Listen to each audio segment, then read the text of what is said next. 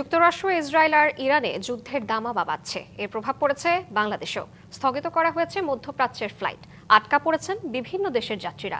হযরত শাহজালাল আন্তর্জাতিক বিমানবন্দর থেকে যাত্রী স্বজনদের ভোগান্তি তুলে ধরছেন সহকর্মী আঞ্জাম খালেক। খালেক, ভোগান্তিতে পড়া যাত্রীরা কি বলছেন, তারা এখন কি করবেন, সবকিছু মিলে সার্বিক চিত্র জানাবেন।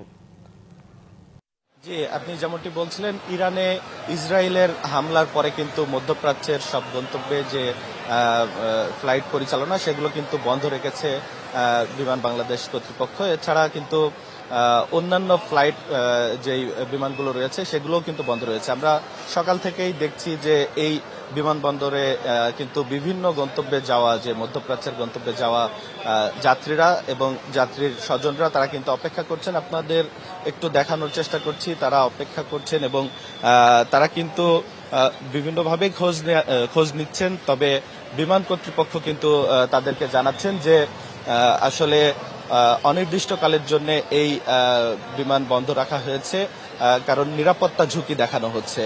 মধ্যপ্রাচ্যের এই রুটগুলোতে যেই বিমানগুলো যাচ্ছে সেগুলো নিরাপত্তা ঝুঁকি দেখিয়ে কিন্তু আসলে বিমানটি বন্ধ রাখা হয়েছে। এর কারণে কিন্তু আসলে কয়েক হাজার যাত্রী এই বিমানবন্দরে আটকা পড়েছে এবং তারা কিন্তু যেতে পারছে না। তারা আমরা এর আগে দেখানোর চেষ্টা করেছি, রাত থেকেই কিন্তু যখন বন্ধ হয়েছে তখন থেকে কিন্তু যাত্রীরা এখানে অবস্থান নিচ্ছেন এবং তারা আসলে অনিশ্চয়তায় রয়েছেন যে কখন যেতে পারবে কিংবা যেতে পারবে না। হ্যাঁ, তো আমরা যতদূর জানি যে কয়েকটি ফ্লাইট আসলে যাওয়ার জন্য চেষ্টা করা হয়েছিল, কিন্তু এখনো পর্যন্ত নিশ্চিত করা হয়নি বিমান কর্তৃপক্ষ থেকে। আমরা একজন যাত্রীর সাথে কথা বলতে চাই। তিনি আসলে, আপনি কোথায় যাবেন এবং এখন কি পরিস্থিতি জানতে পেরেছেন? চারু স্টাইলিশ লিভিং।